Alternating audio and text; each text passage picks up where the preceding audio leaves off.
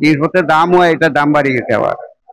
পুঁইশাক 40 টাকা 30 টাকা করে নিছি কদিন আগে, ইদানিং বাদ দিয়ে ওই 1-10 টাকা। আপনার তো লামি উঠে সবজির বাজারে কোনো ইয়ে পাওয়া যায়। সবজির দামটা একটু বেশি বাজারে, যেমন যে একটা লাউ কিনলাম এখন 80 টাকা, একটা 1 কেজি নিলাম 40 টাকা শেষা, ওটা 2 সপ্তাহ আগে এগুলোর দাম কম ছিল। আমরা শ্রীমঙ্গল পাইকারি ব্যবসা করি, বুঝছেন নি? আমরা কৃষকের মাল পাইকারি বেচা দেই।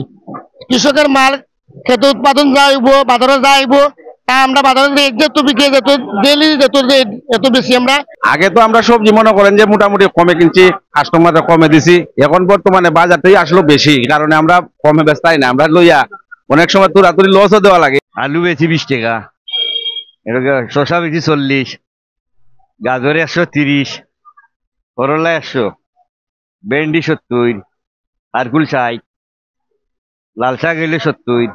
টমেটো 100 টাকা করে টমেটো। এই বেগুন বিঘা 40 টাকা কেজি, আবার লম্বাটা বিঘা 50, কোনটা বিঘা 80, গোলটা 20, 22, 25 কালা দামুকি পাইকারি বেশি।